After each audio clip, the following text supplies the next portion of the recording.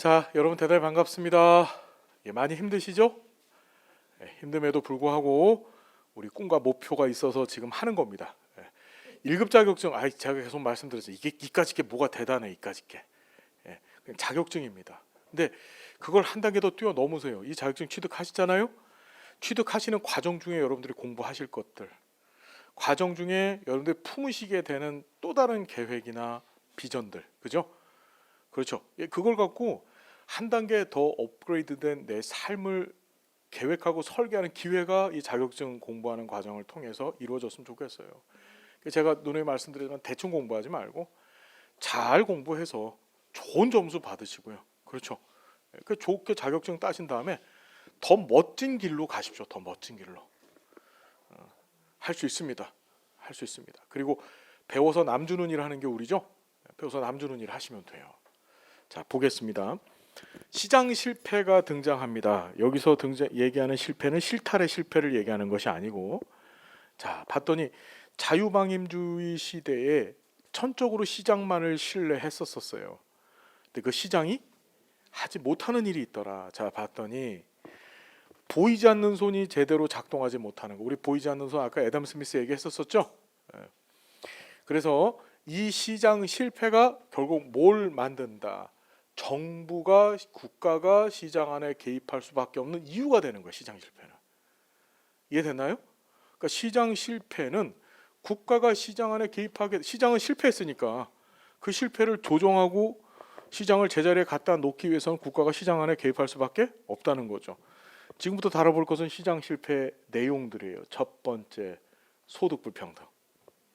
이놈의 시장은 반드시 소득 불평등이라고 하는 아주 비정상적인 현상을 만들어내요. 다시 얘기하면 빈부격차를 발생시키는 거죠. 봤더니 개인의 기회 시장 통제가 이루어지는 1차 분배, 2차 분배가 있다. 아이고 중요하다. 요 얘기. 1차적 분배가 있고 2차적 분배가 있어요. 2차적 분배, 1차적 분배라고 하는 건 시장 내에서 이루어지는 분배 형태를 얘기하는 건데, 이걸 다른 말로 쌍방적 거래라래. 자, 내가 여기 백목이 있는데 백목 갖고 싶습니다. 이걸 가지려면 어떻게? 이 백목 값이 1,000원이라고 한다면 나는 이 백목을 갖고 있는 사람한테 1,000원을 줘야 이 사람이 나한테 백목을 주는 거예요. 뭐 하는 거죠? 줘야 주는 거야. 그때 자, A하고 B 사이에 쌍방적으로 거래가 일어난다. 그 쌍방적 거래라고 하더라. 이해가 됐나요? 그럼 쌍방적 거래 문제가 뭘까요? B가 갖고 있는 것을 A가 갖고 싶어 해요. 그래서 가져갔어. 그럼 B는 원래 이게 1,000원인데 만드는데 1,000원 드는데 이 1,000원에다가 이걸 그냥 주는 아닙니다. 여기다 플러스 부가가치를 붙이는 거예요. 막스는 자신의 자본론에서 그걸 잉여가치라고 표현을 했어요. 우리가 얘기하는 부가가치. 이 B는 그 부가가치를 가지고서 뭐 하는 거지? 자꾸 자신의 잉여 즉 부가가치를 쌓고 쌓아서 그것을 가지고 자본을 형성하죠. 문제는 얘는 갖다 쓰기만 하는 애야. 쓰기만 하는 애예요. 이 쓰기만 하는 애는 이게 노동자인데 이 노동자는 쓰기만 하고 결국 뭐 하는 거지? 부가가치는 하나도 챙기지 못해. 쉽게 얘기하면 하루 벌어서 하루 비 거를 사가지고 하루 벌어 먹고 하루 B한테 월급 받고 다시 B 걸 사가지고 하루 벌어서 하루 먹고 끝내는 인생이 되는 거예요. 그 우리가 월급 받잖아요. 그거야. 한 달 먹고 살 거 받고 끝내는 겁니다. 그게. 반면에 이 자본가들은 뭐 하는 거예요? 생산수단을 자꾸 부풀리죠. 그래서 더 많은 부가가치를 얻어내서 부자가 되어지고 얘는 갈수록 못 살아지는 거예요.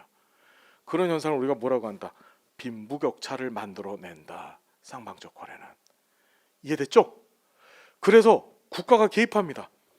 국가가 개입하는 것이 바로 뭐다? 일방적 이전이라는 표현 씁니다. 다시 뭐라고요?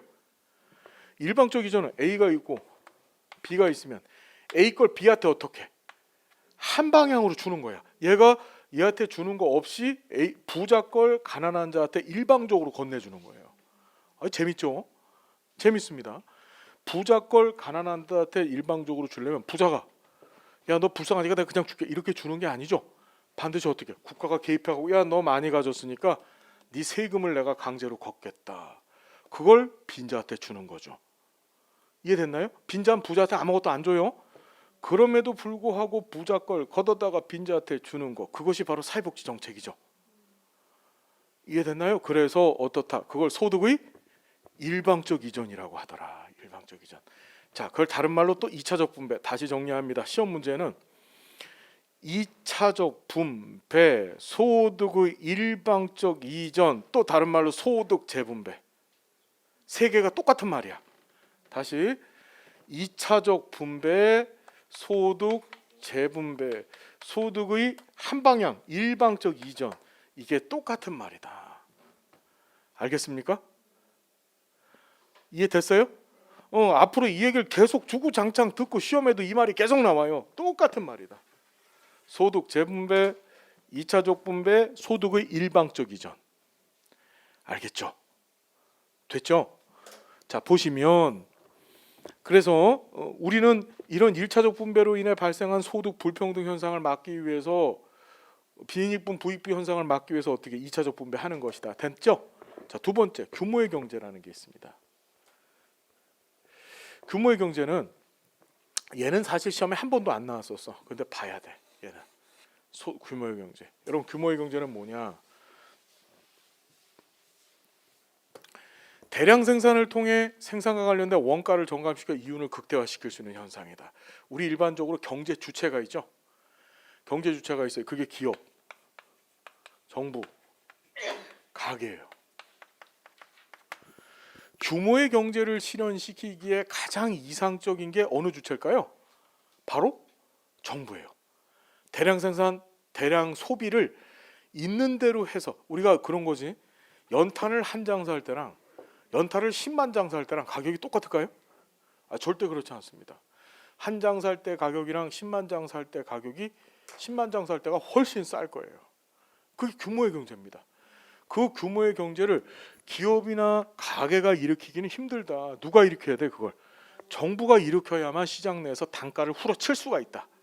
예, 후려친다. 예, 애누리가 된다 그거예요. 그래서 여기 보시면 정부가 규모의 경제 실현에 있어서 가장 유리하다. 그 정도 보시고 외부 효과 나왔다. 외부 효과. 외부 효과. 외부 효과 중요하다. 외부 효과. 필자 붙어 있는 거는 꼭 시험에 나왔고 나올 것들을 정리해 놓은 거예요. 외부 효과. 여러분 저 잠깐 보시면 외부 효과라는 게 도대체 무엇이냐? 아까 효과가 뭐라 그랬어요? 효과. 계획 때 수립해 놓은 목표를 달성한 정도라고 얘기를 했죠. 자, 저 봐봐요. 외부 효과는 원래 계획이 이렇게 있으면 그 계획 때 달성해 놓은 게 효과인데 그 계획 때 전혀 생각하지 못했던 효과, 즉 계획 바깥에서 발생한 효과, 그걸 외부 효과라고 얘기하는 거예요. 뭔 소리냐 이런 거죠. 국가가 인형공장 사장님이 있어. 인형공장 사장이 있었을 때 이 사람이 인형공장을 설립했어. 그 운영하는 거예요. 그 인형공장 설립하고 운영하는 목표는 뭐였을까요? 인형 파는 거죠. 인형을 생산해내서 팔아갖고 돈 버는 거였었어. 그런데 인형공장을 운영하다 보니까 거기서 폐수가 나와. 오염 물질이 쏟아지는 거야. 이건 계획하고는 전혀 상관이 없는 거죠. 목표하고는 전혀 상관이 없는 거야. 이해됐나요? 그걸 외부 효과라고 하더라. 근데 이 외부 효과는 두 가지 형태가 있어요. 뭐냐? 첫 번째 좋은 외부 효과, 그걸 긍정적 외부 효과라고 하고, 두 번째 나쁜 외부 효과가 있어요. 그걸 부정적 외부 효과라 그래요. 자, 여기 봤더니 제3자한테 긍정적인 효과를 미치는 효과인데, 영향을 미치는 효과인데, 바람직한 수준보다 훨씬 작은 양의 공급이 이루어지므로 정부가 개입해서 공급을 장려하고 촉진해야 돼. 뭔 소리냐면 옛날에 어떤 일이 있었냐면 정부에서 대학생 멘토 사업이라는 걸 했었어요. 들어보셨어요? 그 대학생 멘토 사업이 뭐냐면 과외가 막 한참 난리. 요새도 해요. 과외가 한참 난리인데 애들이 1대1 과외를 못하면 대학을 못 가는 거야. 수능 시험을 못 봐. 요새도 그렇잖아요. 그죠? 예. 우리 엄마들이 너무 힘들어요. 그죠? 예. 여튼지 간에. 그런데 그때 뭘 했냐면 정부에서 우리나라의 좋은 대학교에서 학점을 일정 이상 맞아서 공부를 잘하는 그런 대학생 언니 오빠들을 갖다가 멘토로 여겨서 이제 그 수급자나 차상위 계층 저소득층 아이들한테 과외 선생으로 붙여준 거야. 그리고 과외비를 정부가 준 거예요. 그럼 정부 정책의 원래 목표는 뭐였냐면은 애들 공부를 시켜주잖아요. 성적 향상에다 초점을 뒀던 거예요. 성적 향상에다가. 이해됐나요? 근데 얘네들이 이 저소득층 아이들이 그 훌륭한 언니 오빠랑 같이 서로 대화하고 공부를 하다 보니까 성적 향상이라고 하는 목적도 달성되는데 얘네들 인성이 좋아지는 거야. 인성이. 무슨 말인지 되시죠? 정책 목표는 뭐만 하려고 했었어요? 성적 향상이었었는데 플러스 알파 인성 향상까지도 좋아졌다는 것이 이제 결과 보고서로 나온 거예요. 원래 그래서 이 사업 이름이 대학생 과외 활동인가 그랬었어요. 근데 명칭을 멘토로 바꾼 거예요. 그래갖고 멘토가 스승이란 뜻이죠. 삶의 스승으로 바꾼 거야. 그럼 이 이렇게 긍정적인 외부 효과가 발생했을 땐 정부에서 어떻게 할까요? 정부는 돈이 많아요. 그래갖고 그 외부 효과를 긍정적 외부 효과를 장려시켜야 돼. 또 어떤 일이 있었냐면은 우리나라에 처음에 보통 이런 일들이 많아요.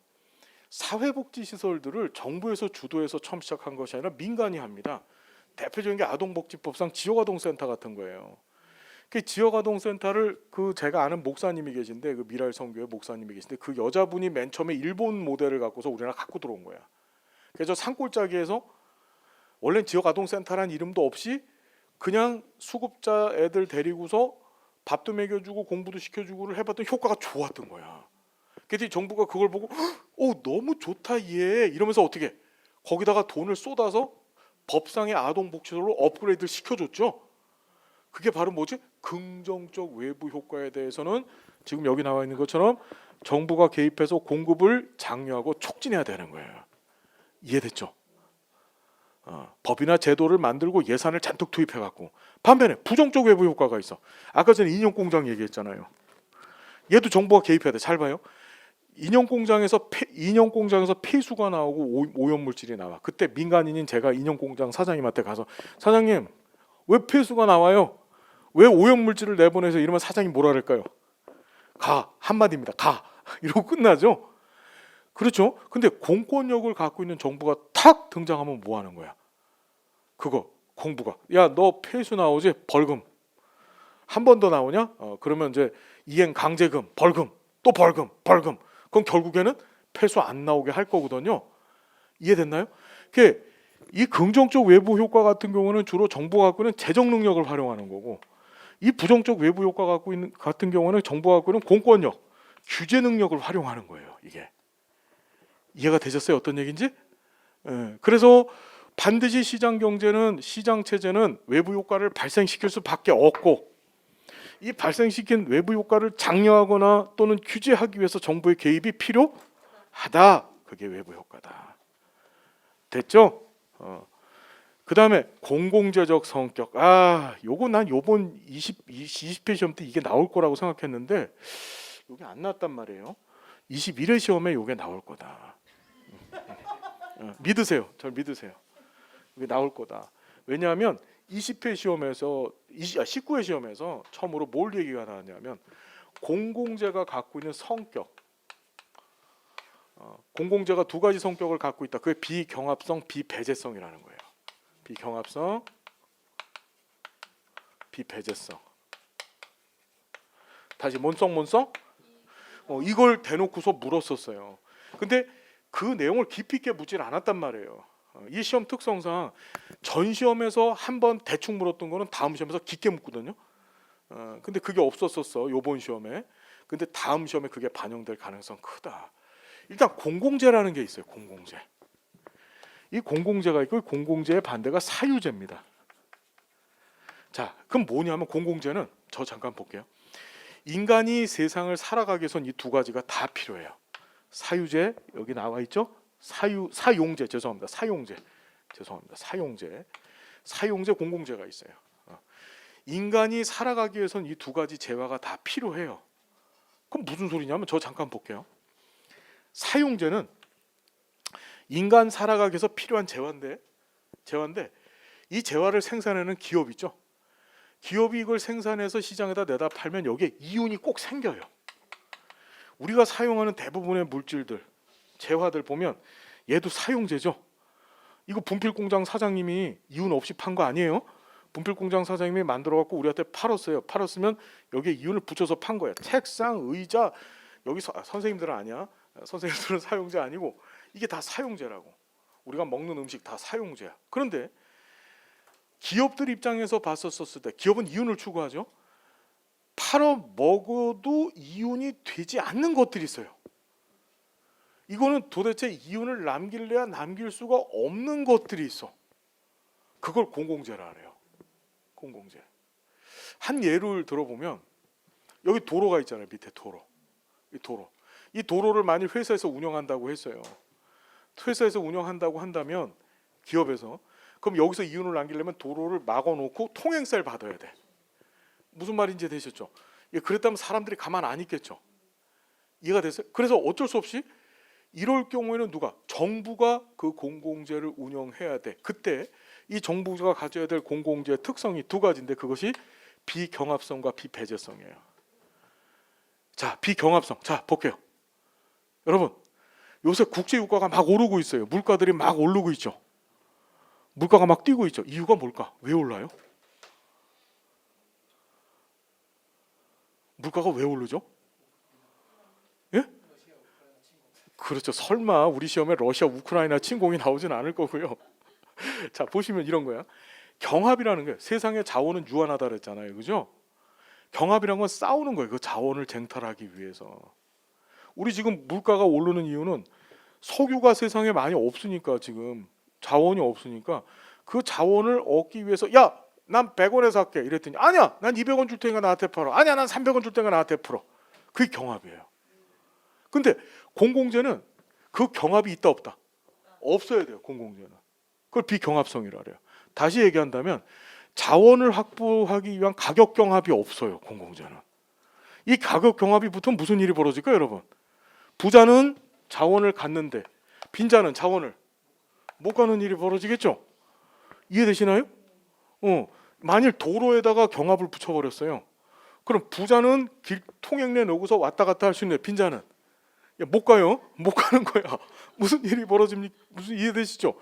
우리 그런 거 있잖아. 어디 저 명절 때 고향을 가려고 해도 이 통행료 아껴야 돼. 이 생각을 갖고서 뭐 하죠, 여러분? 국도 타고 다니죠. 그게 뭐지? 경합에서 밀린 거야 지금. 무슨 말인지 알겠나요? 부자들은 비싼 차 타고 다니잖아.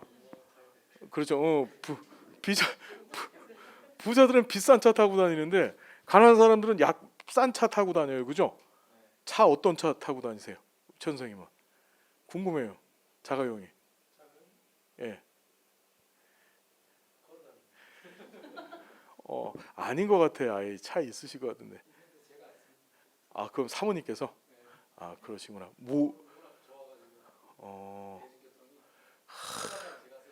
지금 끝까지 얘기 안 하고 계세요. 예.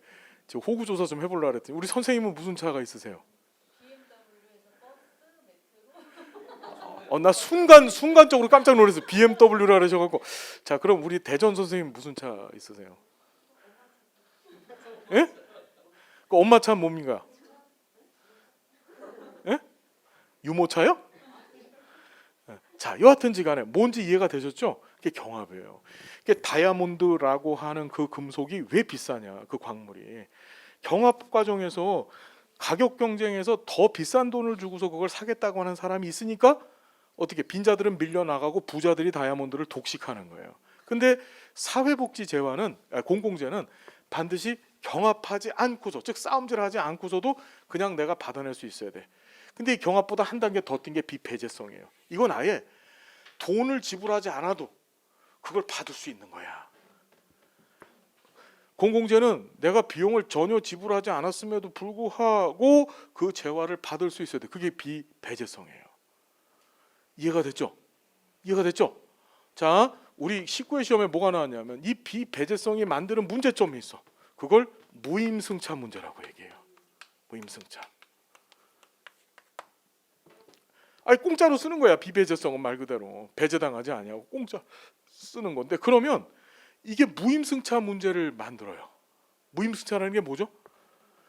돈을 안 내고서 차에 타는 거예요. 우리 전철 노인들 대상으로 무임승차 해주잖아요 지금. 그거 어떻게 돼? 야, 1년에 서울이 7천억을 본다 그러더라고요. 근데 그걸 어떻게 하느냐, 어르신들이 나쁘다는 얘기가 아니고, 이게 보면은 제가 아는 분들도 아침에 기상을 하셔서 전철을 타시면 하루 종일 도시고, 그렇죠. 뭐 경의선 타고 양평까지 가서 양평 구경하시고 다시 오시고, 조금 더 한 단계 더 뛰시는 분들이 이제 그거 택배 사업을 하시더라고요. 예, 무료니까. 야, 그렇죠. 공짜니까 그런 거예요. 다시 얘기한다면 이 무임승차 문제는 비배제성, 내가 돈을 내지 않았음에도 불구하고 그 급여를 사용하는 데 있어서 배제 당하지 아니하는 거야. 그것으로 인해서 자원을 어떻게 할까요? 낭비할까 안 낭비할까요? 그래서 이 무임승차 문제를 방지하는 방법은 뭐냐면 적정 자원 규모를 딱 정해놓고 요만큼만 쓰는 거야. 요만큼만. 정부에서 요만큼만 쓰게끔 딱 만들어 놓고 그거만 쓰게 하고 더 이상은 못 쓰게 만드는 거야. 무슨 말인지 되세요? 대표적인 게 뭐가 있었냐면 우리나라의 의료급여 앞에 배우셨죠? 몇 년도 제정? 의료급여법 몇 년도 제정? 국민기초생활보장법 만들고 다음에라 그랬죠? 제정이 아니라 시행하고. 몇 년도? 2001년, 2001년, 2001년, 2001년. 알았죠? 의료급여법 2001년. 그 의료급여법이 제정이 되고 나서 기초생활 수급자들을 대상으로 적용을 했는데 의료비를 공짜로 해준 거야. 공짜. 그랬더니 어떤 일이 벌어질까? 그렇죠. 할머니들 신났어. 예. 저 강동구 같은 강동구 같은 데 가면요, 빌딩 하나가 이렇게 다 병원 빌딩이야. 병원 빌딩. 할머니가 여기 가시면 첫 층부터 시작해서 쫙 내려갑니다. 예. 예. 예. 신경과 뭔가 쫙 하면 들려. 그러니까 여러분 실제 통계적으로도 의료급여 대상자하고 우리 국민 건강보험 대상자, 건강보험은 본인 부담금을 내잖아요. 그렇게 딱 계산을 해봤더니 딱 2배를 더 써요. 더 2배를 더 씁니다. 예, 의료급여가. 그게 바로 무임승차 문제예요. 그래서 어떻게 법을 만들어서요, 의료급여 수급자한테 한도액을 정해요. 한 1년에 365일만 쓰게 한 거야. 1년에 365일만 쓰게 한다는 게 하루 하나씩만 쓰라는 거야. 하루 하나씩만. 하루 갖고서 풀로 다 쓰는 게 아니고. 무슨 말인지 되세요? 예? 이해가 되셨죠? 예, 그렇게 만들어 버렸어요. 이런 식으로 제한을 둬서 무임승차 문제를 저지를 해야 되는데, 여기서 제대로 건져야 될 게 시험에 나오는 것이 비배제성이 무슨 문제를 발생시킨다? 무임승차 문제를 발생시키고, 그러다 보니까 어떻게 국가가 이 무임승차 문제를 막기 위해서 개입을 해야 되는 거야. 역시 이해가 되셨죠? 자, 여기를 다시 보시면 이 비경합성과 비배제성이라고 하는 것이 이윤 창출을 이윤을 못 만들게 하는 거예요. 기업들은 봐봐. 경합이 붙어야 돼요. 우리 회사에서 반도체를 지금 만들었는데 이걸 사겠다고, 야 100원에 살 거 아니야, 나 1000원에 살까, 만원, 이게 경합이 붙어야지 자기 이윤이 붙는 거잖아요. 근데 그걸 못 하고, 두 번째로 공짜로 다 쓰겠대요. 예. 그런 사람들이 몰려드니까 기업들은 이 공공재 생산을 안 하려고 하겠죠. 이해가 되죠? 그러니 인간이 살아가는 데는 필요해요. 저 도로 필요하잖아. 도로도 필요하고, 우리 군대도 대표적인 저겁니다. 우리 그 공공재에 해당하고, 군도. 그다음에 사회 기반 시설 SOC라고 보통 얘기하죠. 그런 것들도 사회복지도 대표적인 이 공공재에 들어가요. 무슨 말인지 알겠나요?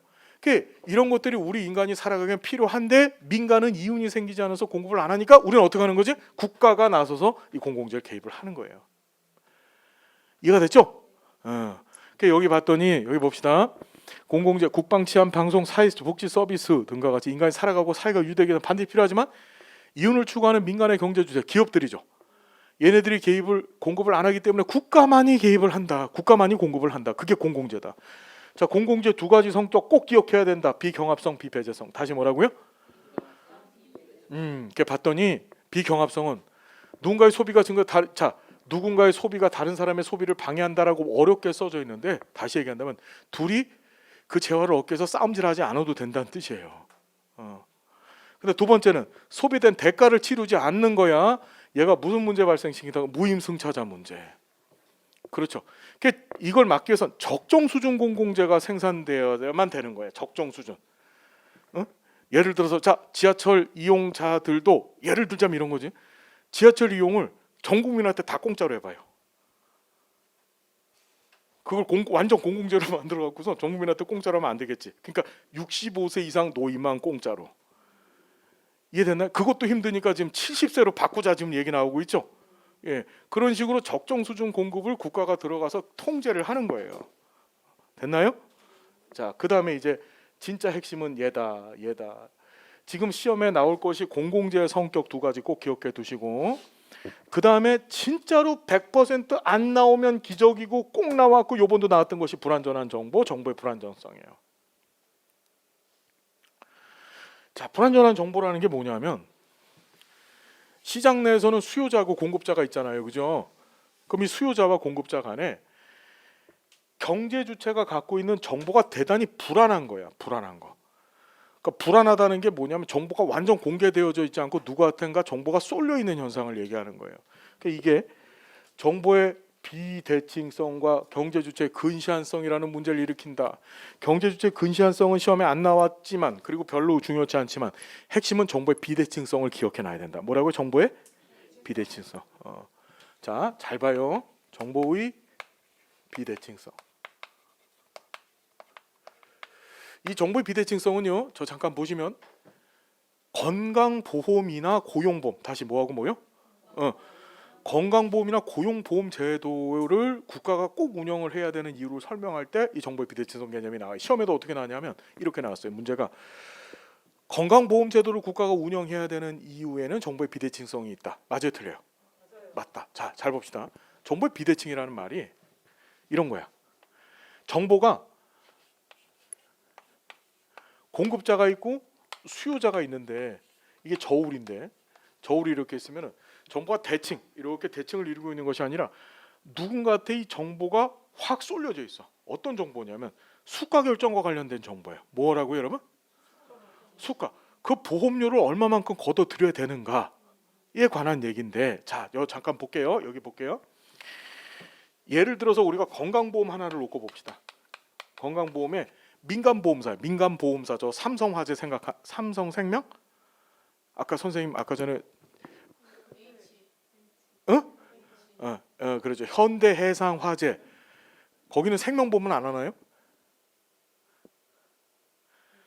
예, 거기 생명보험이 없구나. 현대해상화재니까. 그러면은 그냥 삼성생명 합시다. 삼성생명 합시다. 그 삼성생명에서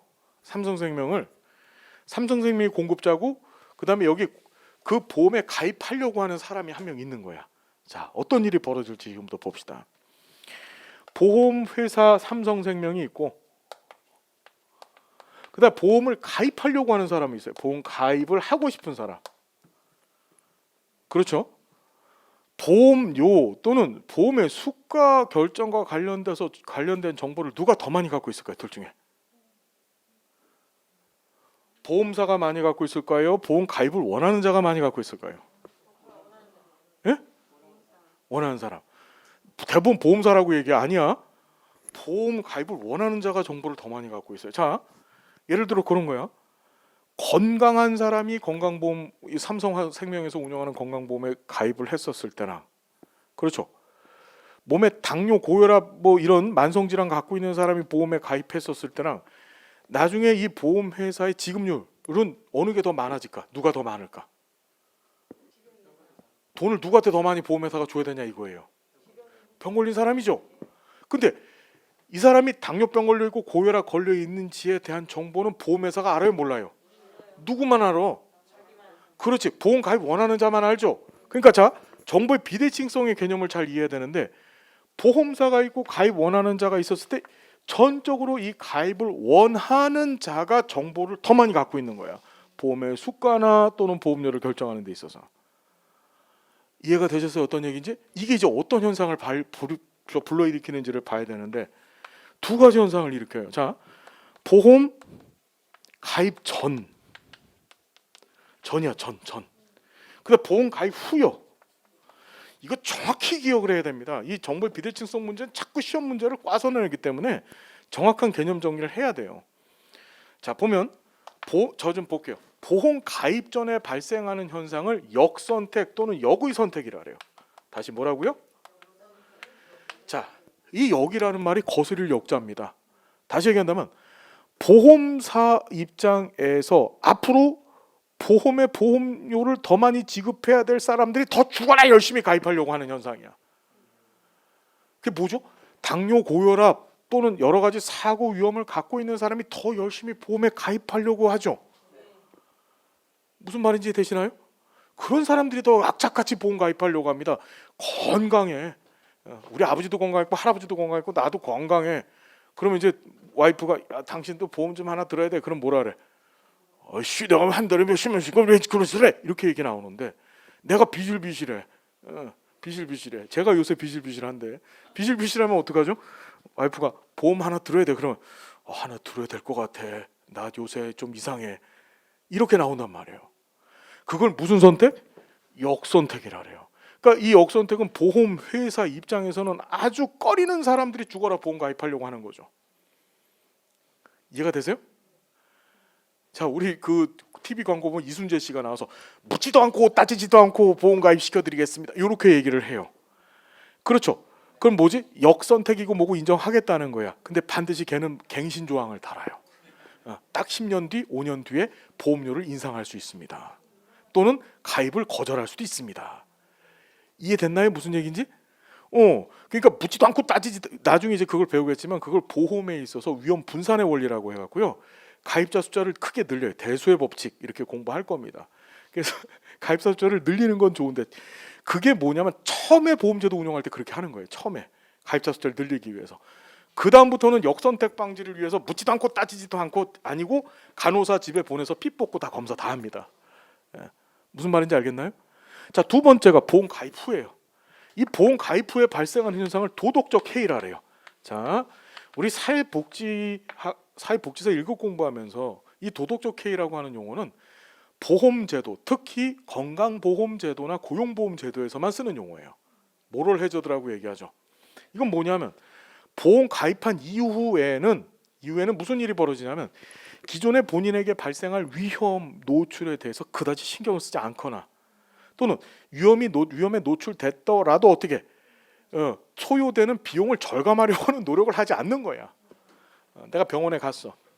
의사 선생님이 이런 질환이 있으시네요. 자, 앞으로 외래 좀 다니세요. 라고 했더니 이 사람이 뭐라 그러죠? 저 요번에 실비보험 하나 가입했어요. 부탁드립니다. 입원 좀 시켜주시면 안 되겠습니까? MRI 좀 과감하게 팡팡팡 찍어주세요. 우리 꼭 병원 갈 때는 어떻게 하냐면 소방 119 구급대를 이용해서라도 꼭 앰뷸런스를 타고 가야 됩니다. 왜? 타고 가면 10만 원씩 주더라고요. 여러분들은 그런 거 안 들으셨군요. 아니 뭐 제가 그런 거 들어서 받았다라면은 전 보험 사기가 되는 거고요. 무슨 말인지 알겠나요? 더군다나 지금 여기 보험 업계에 계신 분이 계시기 때문에 그런 얘기를 막 하면 안 됩니다. 저 이은혜 되는 거예요. 자, 그래서 자, 무슨 얘기인지 이해가 되셨죠? 자, 그래서 다시 말씀을 드리면 이 도덕적 해이가 뭔지 이해가 되셨죠?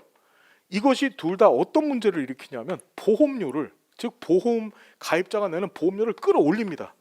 보험료를 상승시키는 거예요. 그럼 이렇게 민간 업체한테 이 보험을 맡겼을 때는 이런 역의 선택이나 도덕적 해이 문제가 발생해서 시장한테 보험을 맡기면 그러면 이 보험료가 끌어올려지면 문제는 뭐냐면 가난한 사람들, 즉 소비자의 접근성이, 보험에 대한 접근성이 어려운 거예요. 미국 같은 나라가 이래요.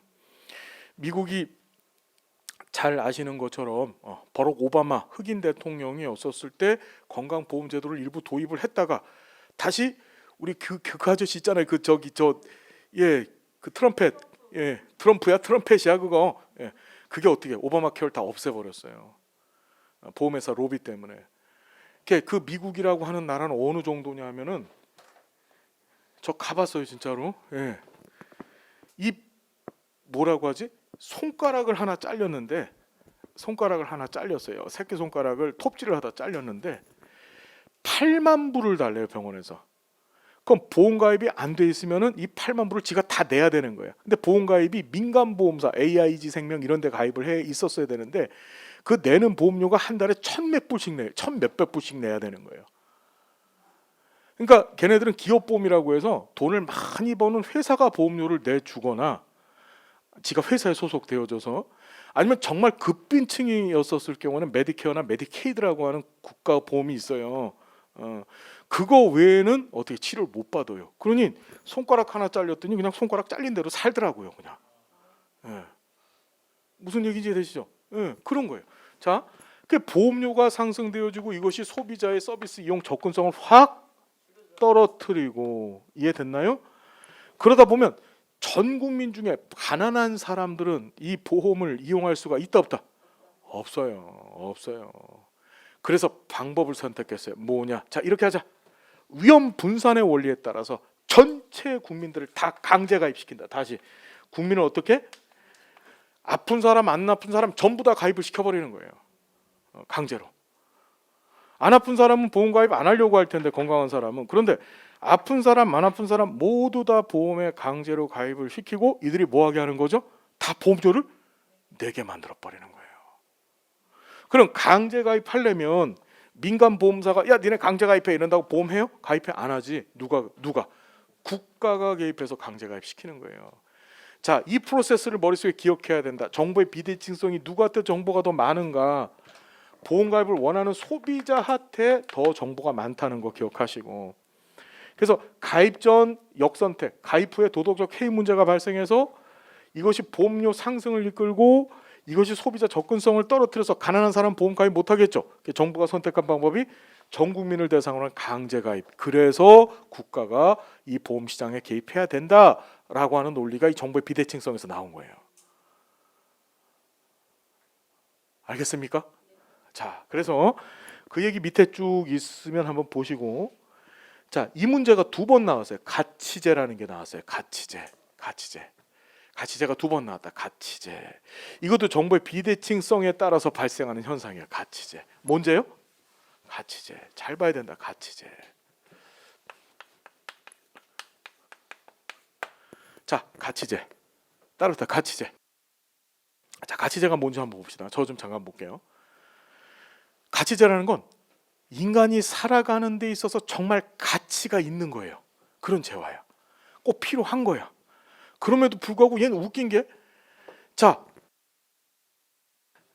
그 가치제를 꼭 써야만 되는 사람들이 정보가 부족한 거야. 부족해요. 그 부족함 때문에 무슨 현상이 벌어지냐면 되게 이상한 현상. 과소소비. 다시 뭐라고요? 우리가 과대소비는 들어봤어도 과소소비는 처음 듣죠? 과소소비라는 건 반드시 이게 가치가 있는 재화이기 때문에 이걸 써줘야 되는데 네 인생에서, 근데 극단적으로 써주지를 않는 현상을 과소소비라고 얘기를 해요. 이해가 됐나요? 무슨 얘기인지? 과소소비. 그래서 이 과소소비 현상이 발생하는 재화를 가치재라 그래요. 대표적인 게 뭐냐면, 자, 우리 아까 전에 국민연금의 급여가 몇 가지가 있다고요? 4가지. 또 한다. 노장 유반. 시작. 노장 유반, 노령연금, 장애연금, 유족연금, 반환, 일시금. 기억하실 거야. 자, 건강보험이 있어요. 국민 건강보험의 급여 종류가 뭐가 있습니까? 자, 전 잠깐 보겠습니다. 국민 건강보험 첫 번째 요양급여. 다시 한번 뭐라고요? 여기 잘 봐야 돼요. 저 잠깐 보세요. 요양급여라는 게 뭘까요? 요양급여. 요양급여라는 게 병원 가고 약국 간 거. 그러니까 예를 들어서 병원에서 여러분들이 주사 맞고 치료 받으신 거 있잖아요. 그 다음에 약국 가서 약 조제를 받으신 거, 그거 전부 다 요양급여라고 하는 거예요. 우리 앞으로는 병원 가잖아요. 근데 가족들한테 뭐라고 얘기해? 여보, 나 요양급여 받고 올게. 이렇게 얘기하시면 돼요. 그럼 이제 혹시 오해할 너 요양원 간다고? 이렇게 생각할 수 있는데 아니고, 그 병원 약국 가는 걸 요양급여라고 생각하면 된다. 자, 두 번째가 뭐가 있냐면 요양비라는 게 있어요. 뭔 비요? 요양비. 자, 이 요양급여를 제공하는 기관을 우리는 건강보험법에서 요양기관이라고 합니다. 무슨 기관이요? 그 요양기관이 병원 약국 얘기하는 거예요. 건강보험제도에서는 병원과 약국을 요양기관이라고 해요. 요양원이 아니고. 알겠죠? 그런데 요양기관이 아닌 데서 요양행위를 받은 거야. 그때는 그 요양행위 받은 것을 건강보험공단에다가 어떻게 그 명세서를 제출하면 건강보험공단에서 돈으로 돌려줘요. 그걸 요양비라고 합니다. 우리나라에서 요양비가 지급되어지는 대표적인 기관이 하나가 있는데 그게 조산원이라는 거예요.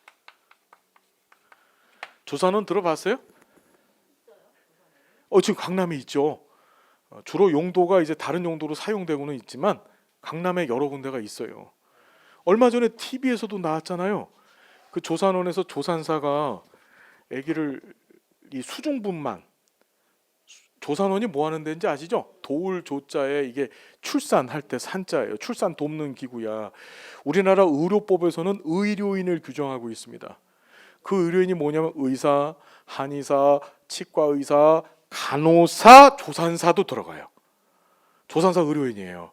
이 조산사는 간호사 면허를 갖고 있는 사람이 조산사 면허증을 따는 거거든요. 뭔 소리인지, 이 5명만 의료인이에요. 이 5명만 주사 놓을 수 있어요. 뭔 말인지 알겠죠? 맞지? 그럼 제가 거짓말 하겠습니까? 그래서 의사, 한의사, 치과의사, 그 다음에 간호사, 조산사.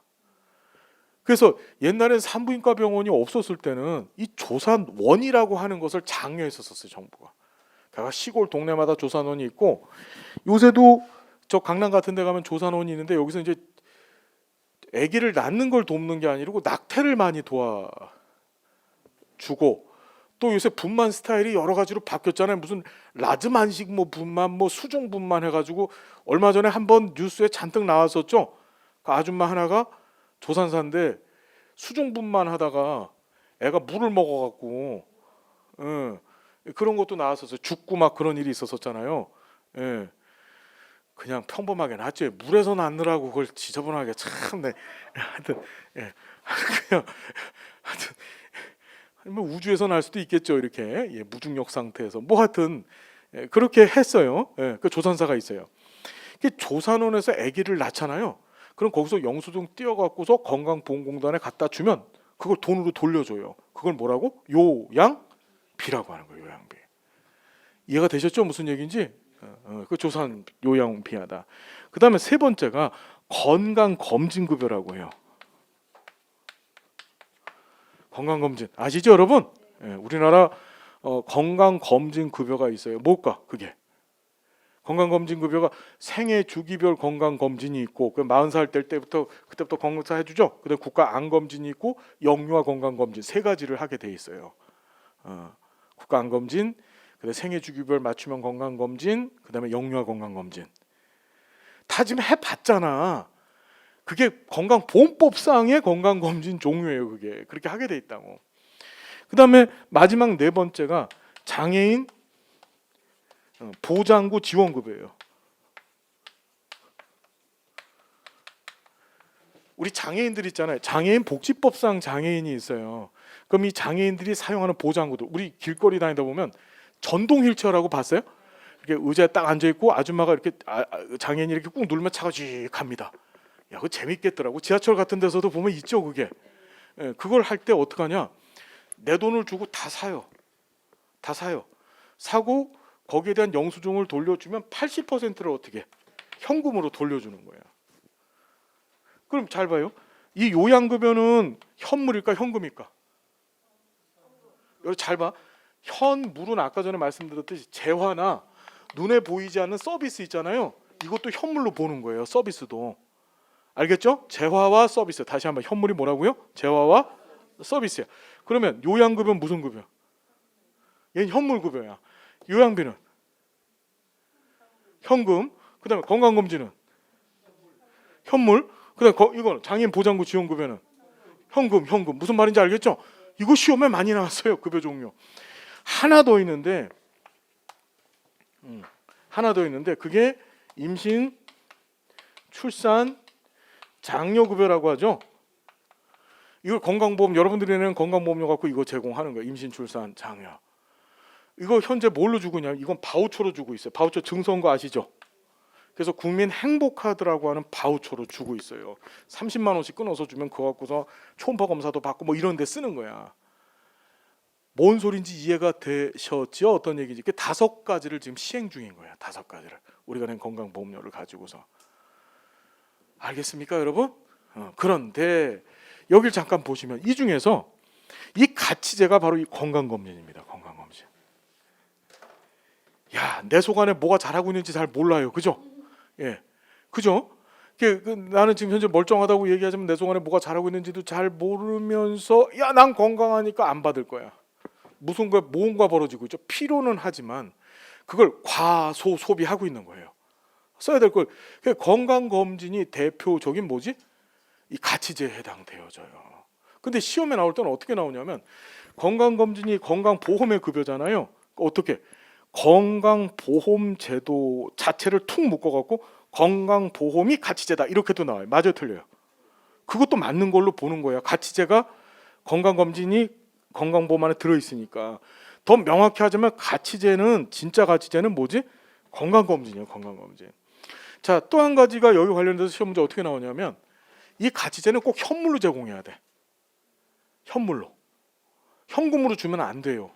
왜 그러냐면 과소소비하는 거죠. 내가 선생님한테 자, 선생님 건강검진 받으세요 이러고서 돈을 준 거야.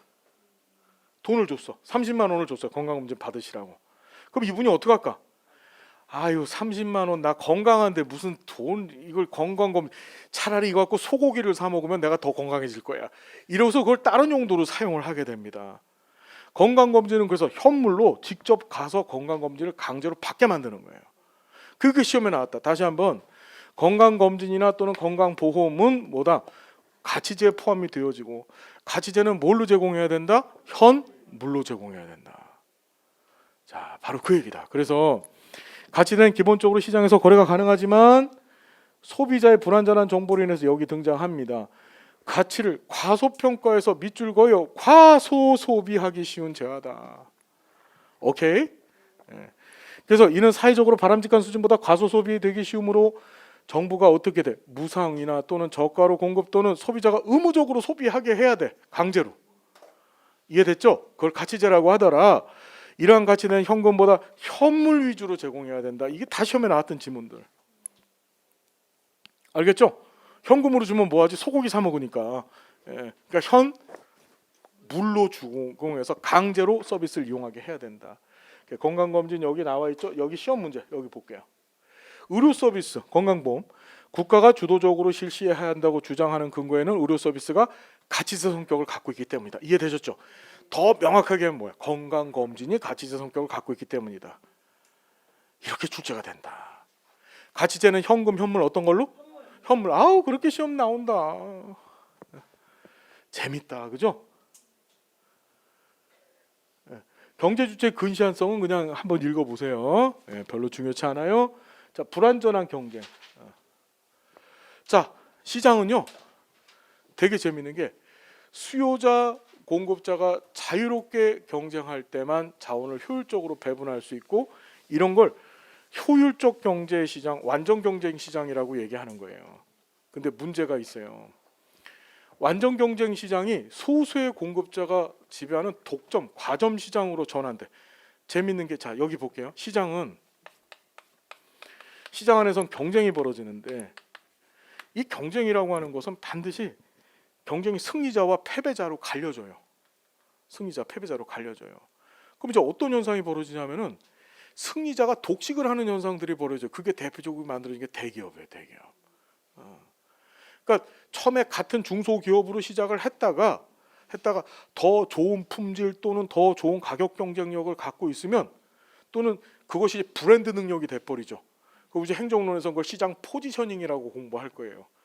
소비자의 마음속에 나는 저 제품을 꼭 사서 써야 돼. 저 회사에서 나온 걸. 라면은 신라면, 컴퓨터는 뭐죠?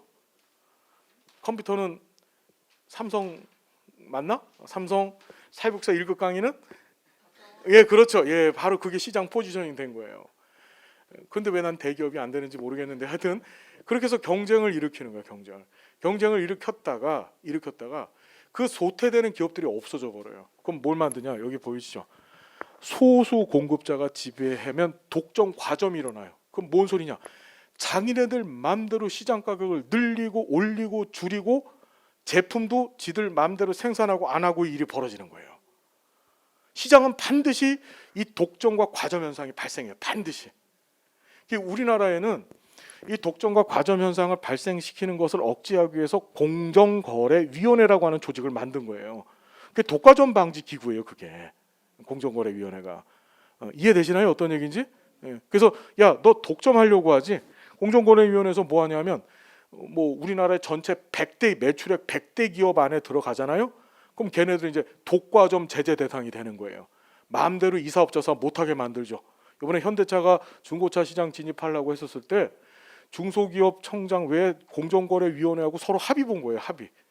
이게 들어가면 이게 독과점을 또 형성해갖고 중고차 시장을 다 쑥대밭을 만들고 지네 혼자 다 해먹는 거 아니냐 이런 식으로. 그래서 시장은 반드시 독점과 과점을 만들어내고, 그래서 어떻게 시장은 효율성이 떨어지는 불안정한 이에 정부가 개입해서 독과점을 할 수 있는 공급자를 어떻게 규제해야 되는 거야. 규제. 그게 우리나라 공정거래위원회 같은 거예요. 국가가 개입해서 야, 너 이런 사업은 하면 안 돼. 너 중소기업 지금 막 억누르고 있지? 얘한테 막 강매하고 뭐 납품 단가 떨어뜨리고 그러지. 너 그것도 못하게 하는 거야. 그게 바로 불안전한 경쟁이라고 하더라. 자, 세 번 마지막이지. 위험 발생의 의존성이에요. 아우, 위험 발생 의존성. 아우, 보자. 오늘 왜 이러지 내가? 자, 여러분 조금만 더 하고서 아예 끝내겠습니다. PD님 괜찮으시죠? 예, 예. 자, 보시면 위험 발생의 상호 의존성이야. 자, 이걸 잘 봐야 되는데 시장이, 이것도 보험 시장을 설명할 때 이 얘기를 써요. 시장이 굴러가기 위해서는, 시장이 보험 시장이 제대로 민간 보험 시장이 굴러가기 위해서는 이때 위험 발생의 독립성이라고 합니다. 무슨 성이요? 독립성. 시장은 위험 발생의 독립성을 기반으로 해야만 보험 시장이 굴러가요. 그 위험 발생의 독립성이 뭐냐? 이 개념을 아셔야 되는데 이런 거야. 보험에는 보험료를 내는 사람이 있잖아요. 보험 가입자 중에는 보험료를 내는 사람이 있고, 또 반면에 그 보험의 수혜를 받는 사람이 있어요. 그러니까 예를 들어서 무슨 암보험이 있다 그러면 암보험료 내주는 사람이 있고, 그 다음에 그 암보험의 혜택을 받아서 병원비 받는 사람이 있잖아요. 지금 실비하실 거 아니에요. 실비보험. 그러면 거기에 보험료 내주는 사람이 있고 실제로 보험료 받아서 혜택 받는 사람이 있겠죠. 이해됐나요? 이게 똔똔이가 돼야 돼. 이렇게. 예. 위험 발생의 독립성이라고 하는 얘기는, 다시 얘기하면 위험 발생 안 할 사람, 위험 발생 안 된 사람 따로, 위험 발생된 사람 따로. 그래서 위험 발생 안 된 사람이 보험료를 내주고 위험 발생 안 된 사람들이 그 보험료 수혜를 받아야만, 그러면 보험사는 굴러가는 거예요. 그걸 위험 발생의 독립성이라고 얘기하는 거예요. 그런데 이 시장 체제는요, 너무 기가 막힌 게, 이 위험 발생이 안 된 사람도 갑작스러운 현상이 뻥 터져 갖고서 위험 발생에 노출될 가능성이 상당히 커요. 그 대표적인 현상이 경제공황이라는 거예요. 지금 우리 같은 상황. 경제공황. 경제공황이 뭐냐면 경기가 전체적으로 다 나빠지면서 모두가 다 실업자 힘든 상태에 놓인 거예요. 또 예를 들자면 이번 코로나 사태 같은 게 대표적인 위험 발생의 독립성이 이루어지지 않은 거예요. 뭐냐면 전 국민이 다 이 질병에 노출돼 버렸어요. 전 국민이 다. 이것처럼 위험 발생이 내는 사람, 안 내는 사람 따로 있어야 되는데 그게 아니라 전체가 다 위험에 노출되잖아요. 그걸 우리가 뭐라고 하냐? 위험 발생의 의존성이라래. 의존이란 말은 서로 의지할 수밖에 없는 거야. 서로. 그러니까 내는 놈도 없고, 내는 놈 받는 놈이 아니라 전부 다 받아야 될 상황에 놓여지는 거예요. 지금. 그럼 하는 방법이 뭐야? 이걸 헤쳐나갈 수 있는 방법이, 정부가 잔뜩 빚을 져서라도 뭐 하는 거죠? 개입을 하는 거예요. 개입을. 지금 코로나 사태가 뻥 터졌어요. 터졌더니 경기가 그냥 다 내려앉았죠. 앉았어요. 그럼 이걸 부양을 시켜야 돼요. 살아야 돼. 그러니까 뭐 하는 거지? 정부가 빚을 져서라도 재난지원금을 준 거예요. 그게 지금 위험 발생의 의존성이라고 하는 상황이 벌어진 거고, 그 의존성을 극복하기 위해서 정부가 개입한 거예요. 그게. 이거 가만히 내둬서 봐. 어떤 일 벌어지겠어? 자영업자들은 다 죽을 거고, 뭐 10만 원, 100만 원씩 저도 한 2번 받았어요. 예. 돈 받아갖고서 저도 맛있는 거 사 먹었어요. 예. 저 같은 사람 맛있는 거 사 먹지도 못했겠죠. 그죠? 그거 안 줬으면. 그죠, 여러분? 예. 예. 예? 자, 하나 생각을 하셔야 될 게 뭐냐면, 우리가 사회복지적 관점에서 보면 정부가 부채를 많이 지잖아요. 그러면 그게 후손들한테 전가되는 빚이 된다라고 우리는 생각을 하죠. 근데 경제학적 관점에서는 전혀 그렇죠. 예를 들어 미국이란 나라 같은 나라는 빚을 잔뜩 져요. 요번에 양적 완화를 하면서 몇백조, 몇천조 원씩 막 빚을 져대죠. 그렇죠. 근데 세뇨리지라고 하는 걸로 자신의 자국의 화폐 가치를 높여서 그 빚을 상쇄를 해버릴 수도 있어요. 무슨 말인지 되세요? 우리나라도 마찬가지예요. 이게 되게 재밌는 건데 가계 경제하고 정부 경제는 틀려요. 빚을 많이 내는 건 결코 좋은 일이 아닌데 그렇다고 빚을 안 내면 안 돼요. 적정 수준의 빚을 내서 이자도 내주고 그래야만 채권 시장이나 금융 시장도 돌아가는 거예요. 그리고 우리가 경제 수준이 높아지죠. 그럼 그 빚이 상쇄가 돼요. 그래서 여러분 복지국가 중에 빚 안 진 나라가 없어요. 일본은 우리나라보다 한 열 몇 배 빚을 지고 살아요. 그래도 나라가 파탄이 안 나고 굴러가요. 이유는 뭐냐? 전체 경제적인 규모가 그걸 끌고 가주는 거예요. 어떤 의미인지 이해되세요? 미국도 그래요. 우리도 전체 경제 규모나 또는 수준을 높이면은 되는 거지 써야 될 돈을 쓰지 말아야 되는 건 아니에요. 지금 걱정스러운 거는 돈을 너무 많이 한꺼번에 풀어놓으니까 이것이 거기다 금리가 낮잖아요. 그러니까 사람들이 돈을 저축을 하지 않아 은행에다 돈을 넣질 않은 거야. 그러니까 시중에 돈이 많이 돌아다니니까 이것이 투기처를 찾아서 부동산에 갖고 부동산 값을 올려놨고 물가를 띄워놓은 거야. 이것이 서민 경제의 문제지. 정부가 돈을 썼다는 자체가 나쁜 건 아니라고요. 지금 상황이 문제인 거지. 이해가 되시죠? 실물 경제는 화폐 가치와 실물 경제는 서로 반비례하거든요. 그래가지고 돈이 많이 풀리면 그것이 물가를 끌어올리게 돼 있어요. 그래서 지금 금리를 올리고 있는 거잖아요. 미국이 트럼프 때 양적 완화 정책을 펴가지고 돈을 막 풀어댔다고요. 일본도 그렇고. 돈을 풀면 사람들이 어떻게 하죠? 돈을 쓰고 그것이 노동자 주머니에도 들어가겠죠. 돈의 값어치는 떨어질 거예요. 하지만 유통이 빨라지죠.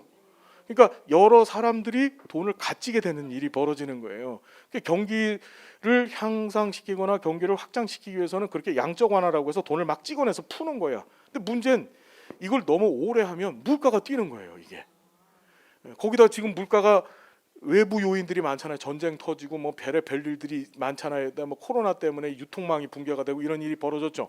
그런 게 겹치니까 지금 미국 정부도 그렇고 그걸 회수를 해야 되는데 회수하는 방법은 뭐죠? 은행으로 끌고 들어와야 돼요. 돈을 그 종이 쪼가리를. 그럼 뭐 해야 되는 거예요? 금리를 올리는 거예요. 그러니까 우리나라도 지금 금리를 올리고 있잖아요. 힘들어 죽겠어요. 그래갖고 저도 아파트 대출금 갚느라고 아주 자 무슨 얘기인지 되셨죠? 이해됐나요, 여러분? 그러니까 자 다시 한번 얘기하는데 그래서 자신의 독립성이 있어야만 민간 보험회사들은 돌아가는데 그렇지 않고 한꺼번에 다 갑자기 모두가 다 위험에 처하게 되면 그걸 뭐라고? 위험 발생의 의존성이라고 하고 그 의존성의 문제를 극복하는 것은 정부가 빚을 많이 지더라도 정부가 개입하는 것밖에 없다. 이 코로나 사태에 대해서 우리가 재난지원금 지급했던 게 이 의존성 문제 해결하기 위해서 정부가 개입했던 거예요. 이해가 되셨나요? 여기 보시면 위험 발생의 상호 의존성은 뭐 해서 민간 보험사의 보험은 가입자 위험 발생의 상호 독립적, 즉 일부에게는 위험이 발생하고 다른 일부는 위험 발생이 발생하지 않고 돈만 내줘야 돼. 계속 한쪽은 돈 내주고 한쪽은 아프고 이래야만 되는 거야. 그런데 자 경제 대공황 등의 환경적 요인으로 대규모 실업 사태 등이 발생을 하게 되면 상호 의존성, 이거 비독립성이라고 얘기를 해. 다 도움받아야 될 사람이 되는 거야. 다 도움이. 그때는 누구밖에 도와줄 사람이 없어요. 이해됐죠? 이게 경제 공황이라고 하는 이 사건은 자본주의 시장체에서는 반드시 발생해요. 우리 발생하고 있잖아요 지금. 우리 언제 발생하면 1929년에 대공황 한번 터졌죠. 우리나라만 해도 2008년도에 리먼 사태 터지면서 대공황 한번 세게 2008년 1997년도 IMF 사태 터져서 98년도에 죽을 도록 힘들었죠.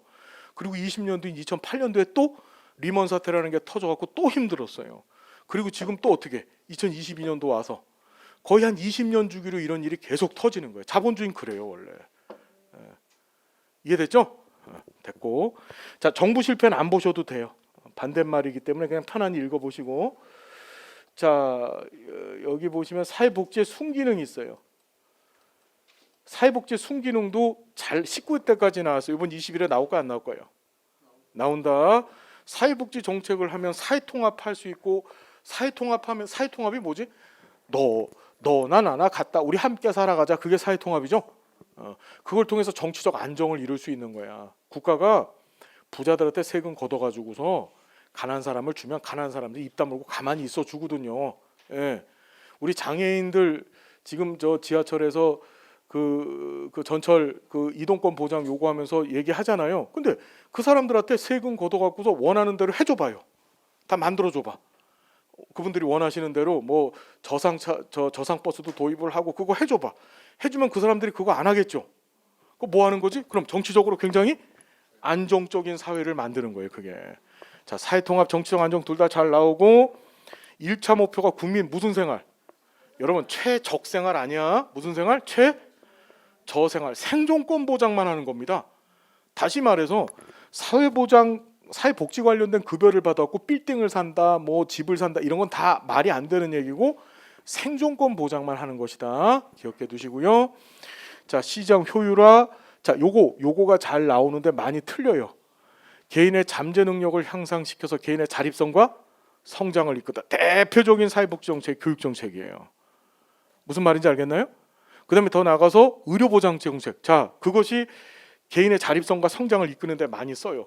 아파갖고 누워 있잖아, 내가 누워 있어, 아파서. 그럼 나 아무것도 못하죠. 근데 건강보험 갖고서 빨리 고쳐주는 거야. 그럼 어떻게 돼? 나 나가서 자립하고 더 나은 삶을 추구할 수 있겠죠? 그다음에 요거 읽어보시고 자동 안전장치 기능이 왜 그렇게 시험에 나오는지 모르겠는데 이게 자꾸 나와요. 무슨 거라고? 자동 안전장치 기능. 시험 문제 어떻게 나오냐면 사회복지 정책은 자동 안전장치 기능을 한다 이렇게 나와요. 이거 보세요.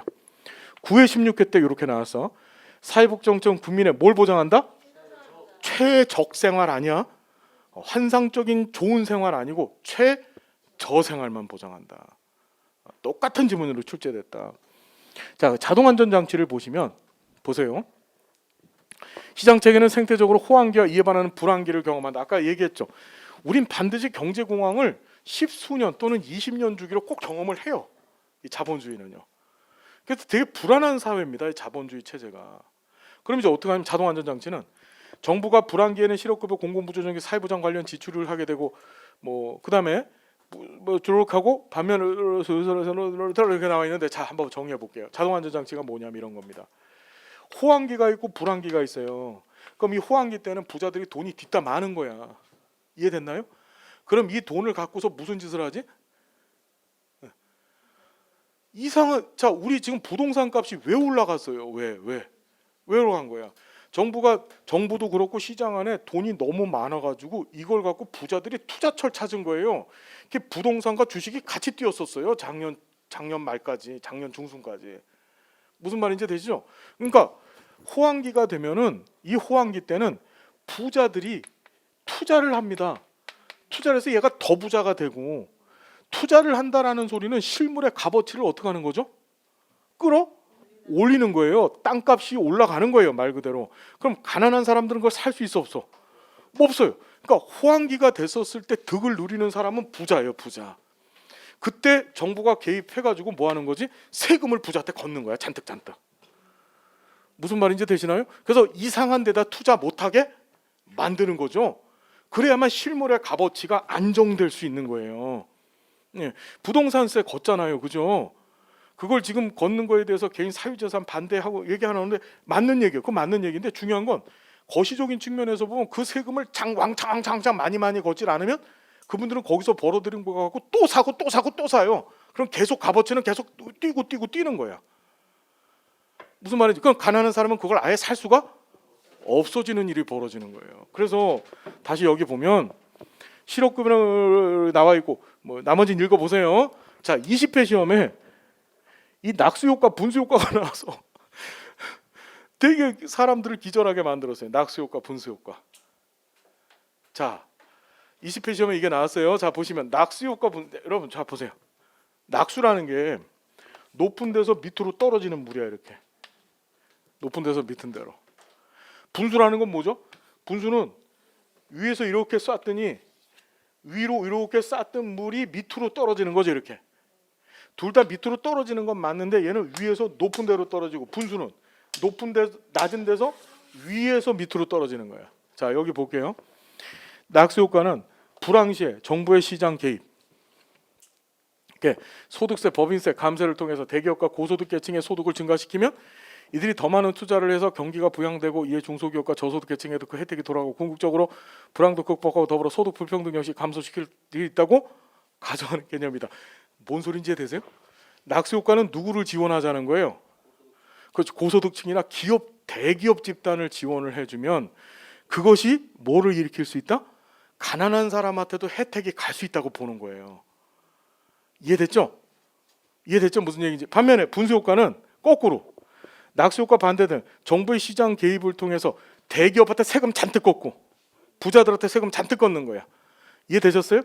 그러면 그래놓고 저소득층한테는 감세 정책 펴는 거예요. 이걸 하면 그럼 총수가 진작돼서 생산 투자로 이어져 경기를 활성화시키. 자, 둘 다 불황기 때 정부가 사용할 수 있는 정책들인데 둘 다 이 낙수 효과는 부자들을 지원하면 이 부자들의 콩고물 있죠, 콩고물. 콩고물이 가난한 사람한테도 갈 수 있다는 개념이고, 반면에 분수 효과는 밑에서부터 지원하는 거예요. 가난한 사람들 지원하면 이게 분수처럼 막 퍼져가지고 어떻게 전체 사회에 다 기여할 수 있다고 보는 거예요. 여러분 둘 중에 어느 게 맞다고 생각해요? 사회복지 정책은 기본적으로 낙수 효과를 기대할까요? 분수 효과를 기대할까요? 뭐라고요? 이건 부자 지원하는 거고 이건 가난한 자 지원하는 거야. 사회복지 정책은 기본적으로 무슨 뭘 원할까요? 그렇죠. 우린 분수 효과를 추구하는 거예요. 이해되셨죠? 이게 20회 때 나왔다. 분수 효과, 낙수 효과 정리하셨죠? 자, 하나만 더 보고 갑시다. 사회복지적인 능력에 비례한 배분을 원칙으로 한다. 이거 뒤에 나오는 얘기인데 문제가 앞에 실렸어요. 자, 잠깐 보시면 능력에 비례한 배분이라고 하는 것은 비례적 평등 얘기하는 거예요. 능력이 많은 사람한테는 많이 주고 능력이 적은 사람한테는 조금 주자는 거죠. 근데 사회복지 정책이 추구하는 것은 여기 보이죠? 필요에 따른 배분이야. 욕구에 따라 배분하는 거라고요. 욕구에 따라서. 이해됩니까? 욕구에 따른 비례적 평등해야 된다고요. 기여나 능력에 따른 아까 배우셨던 비례적 평등이 아니라 사회복지 정책은 기본적으로 욕구가 많은 사람은 기여를 조금 하더라도 그 사람한테 더 많이 줄 수 있어야 그게 제대로 된 사회복지 정책이 되는 거예요. 이해됐죠? 이거 헷갈리면 안 됩니다. 능력에 비례한 아니다 필요다라는 거 정도 보시고, 자 조금만 더 하고 이제 끝낼게요. 역기능 사회복지 정책 역기능이 있습니다. 계층 간 대립과 갈등이 발생시킨다. 뭐지? 부자들은 세금 내고 가난한 사람은 수혜를 받죠. 그럼 여러분 계층 간 부자 계층하고 가난한 계층 입장에서 보면 부자는 안 내려고 하고 가난한 사람은 더 받아낼. 그래서 계층 간 대립과 갈등을 발생시키는 거예요. 우리 사회가 지금 그렇잖아요. 우리가 97년 IMF 겪으면서 양극화된 사회예요. 그러니까 양극화가 되면서 어떻게 됐냐면 양극화의 주체들이 IMF 때 그때 그 경기 불황기를 겪으면서 부자가 됐던 계층들, 기업으로 따지면 삼성, 뭐 LG, 뭐 이런 회사들, 현대차가 기아차를 흡수했잖아요 그때. 그런 기업 집단들. 일반 계층으로 따져도 저 강남이나 저기 뭐지 분당 이런 데 집 사고 이랬던 사람들, 이런 사람들 계층과 그것을 누리지 못했던 계층들, 대표적인 자들이 청년들인 거예요. 가난한 부모 만난 청년들. 얘네들은 아무것도 없거든요. 그리고 그 비싼 집을 사들일 만한 능력도 없는 거예요. 계층이 완전히 분화가 되어져서 지금 뭐 하고 있어요? 청년들, 그 다음에 가난한 계층들은 더 달라고 요구하고 있고, 부자들은 안 주겠다고 딱 아주 선을 그어놨죠. 이해되나요? 그런 사회에 우리가 지금 살고 있는 거예요. 양극화된 세상에. 여러분들은 어느 파트에 속하는지는 모르겠는데 이 기가 막힌 거예요 지금 우리 상황이. 자, 하고 인플레이션이 뭐죠, 여러분? 그렇죠. 인플레이션이라는 게 우리 경제에는 세 가지 이상 현상이 있어요. 인플레이션이라고 하는 것은 자 물가하고 실업 얘기인데, 자 물가가 뛰어요. 인플레이트라는 말이 팽창하다는 뜻이에요. 경기 팽창이라는 뜻인데 물가가 뛰는 현상이에요. 그럼 물가가 뛰면 실업률은 어떻게 될까요? 그렇죠. 되게 중요한 거야. 물가가 뛰면 기업들이 생산을 많이 하려고 하겠죠. 기업들이 그래서 물가가 뛰면 일반적으로 기업들이 생산을 증가시키기 때문에 실업률은 어떻게 떨어지는 거예요. 이해됐나요? 비싸니까 잘 팔리니까 더 많이 생산하려고 할 거 아니에요, 그죠? 이해됐죠? 반면에 이 인플레이션의 반대가 디플레이션이에요. 디플레이션.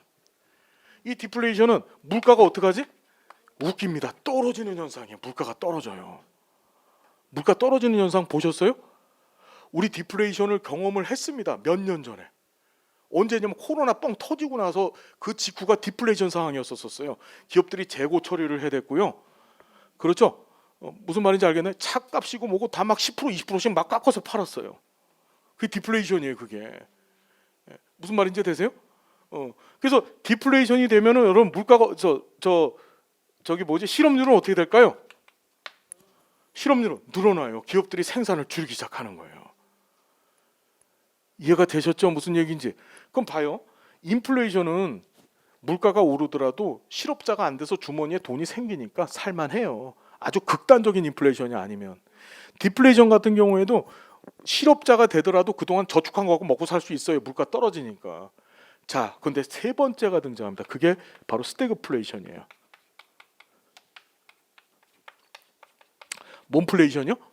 스태그플레이션. 이 스태그플레이션도 우리가 자꾸 듣게 될 겁니다. 이걸 경제암이라고 보통 얘기하죠. 경제 공황은 다 스태그플레이션이에요. 이건 뭐냐면 물가와 실업률이 같이 뛰는 거예요. 물가와 실업률이 같이 뛰어요. 실업률이. 그럼 여러분 물가가 뛰는 상태에서 내 수입이 없는 거야. 그럼 뭐 하는 거지? 굶어 죽는 수밖에 없는 거야. 그걸 스태그플레이션이라고 하더라. 우리나라가 지금 어떤 스태그플레이션 상황에 놓여 있죠. 기업들이 생산을 하려고 해도 원자재가 없으니까 생산이 안 돼요. 그러니까 고용을 줄이고 있어요, 지금. 뭔 얘기인지 이해가 되셨나요, 여러분? 제조업의 고용이 지금 줄어들고 있고, 그래서 물가는 막 34% 뛰었다더라고요, 작년 대비. 그렇게 뛰어 오르는 겁니다. 이게 가장 큰 문제인 거야. 그래서 이게 재밌는 게 사회복 정책은 인플레이션을 만들어내요. 왜 그럴까? 국가가 뭘 하지? 인플레이션 발생하면 물가가 뛰는 건데 물가가 뛰는 이유가 지금처럼 화폐가 어떻게 되죠? 화폐를 많이 발행을 하는 거예요. 정부에서 복지 정책 한다고 돈을 막 찍어 갖고서 푸는 거야. 그 화폐가 시중에 화폐 유통량이 늘어나면 물가는 어떻게 돼? 같이 뛰는 거야. 물가 무슨 말인지 되셨죠, 여러분? 화폐 유통량이 늘어나면 물가가 뛰는 거예요. 그래서 사회복 정책은 주로 인플레이션을 발생시키고, 그다음 빈곤의 함정 얘기도 여러 차례 나오죠. 빈곤의 함정. 여러분 빈곤의 함정 또는 이걸 다른 말로 빈곤의 덫이라고 해요. 덫. 이게 뭐냐? 무상의 급여를 심각하게 의존해 근로를 회피하고 빈곤에 자 밑줄 긋습니다. 시험에 어떻게 나왔냐면 빈곤의 함정이란 빈곤에 머무르려고 하는 현상이다 이렇게 나왔어요. 다시 뭐라고요? 함정이 뭐냐면 함정 이걸 덫이나 또는 함정이라고 하는데 함정이 내가 또 빠졌잖아. 그 함정 안에서만 왔다 갔다 할 수 있죠. 덫도 내 발을 콱 물고 있으면은 이 덫의 끈 범위 내에서만 왔다 갔다 하는 거야. 다시 얘기하면 빈곤의 함정은 국가가 무상으로 나한테 뭘 줘. 문제는 뭐냐면 주는데 이 주는 것보다 그러니까 이 주는 것을 받기 위한 조건으로서 국가가 일정의 소득 가이드라인을 쳐놓는 거야. 그럼 그 소득보다 내가 더 많은 소득을 발생시키면 어떻게 되죠? 그걸 못 받는 일이 벌어지겠죠. 그래서 국가가 주는 무상의 급여를 받기 위해서 나는 일도 안 하고 소득도 발생시키지 않고 그냥 가난한 상태로 살아야지. 그게 바로 빈곤의 덫 현상이다. 자, 빈곤의 덫, 빈곤에 머무르려고 하는 현상 공부해 두십시오. 나중에 우리 공공부조 제도의 기본 원리 중에서 보충성이라고 하는 것이 빈곤의 덫을 발생시켜요. 빨리 한 군데 보고 갑시다. 우리 교재 좀 보시면 빈곤의 덫이 어디서 자꾸 튀어나오냐면 시험 문제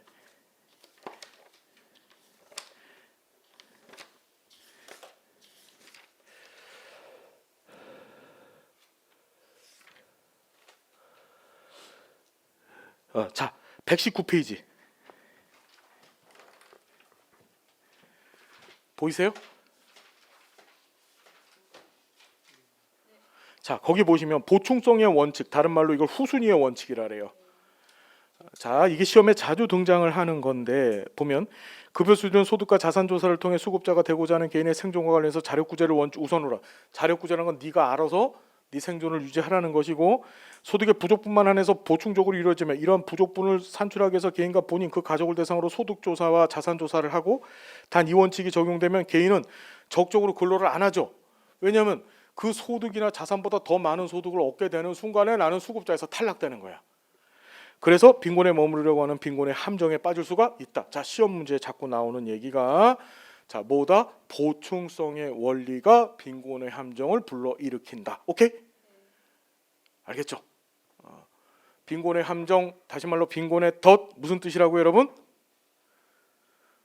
빈곤에 머무르려고 하는 현상, 그렇게 정리해 두셔야 된다. 자, 오늘 한 건 많은데 진도는 많이 못 뺐어요. 이 정책론도 다음에 다시 공부를 할 겁니다.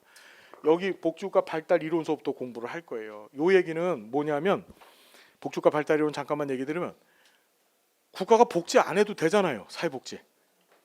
그죠? 안 해도 되는데 왜 사회복지를 할 수밖에 없는지를 각각의 학자들이 이론으로 풀어낸 거예요. 왜 사회복지를 할 수밖에 없는지. 사회양심론, 음모이론, 권력자원이론 해갖고 한 열 몇 개 배워요. 근데 거기서 시험 문제가 꼭 하나, 많을 땐 두 문제가 나와요. 알겠죠? 자, 여러분 이 교재를 전적으로 신뢰를 해주시고, 알았죠? 예, 다음 시간에 우리가 또 무료 특강을 할 때 조사론하고 이 정책론 부족했던 부분을 다 맞춰 드리겠습니다. 알았나요? 자, 오늘 늦은 시간까지 이렇게 열심히 함께해서 너무 감사하고, 또 우리 다음 시간 또 강의 시간에 또 만나 뵙는 시간 갖겠습니다. 너무나 고맙습니다. 감사합니다.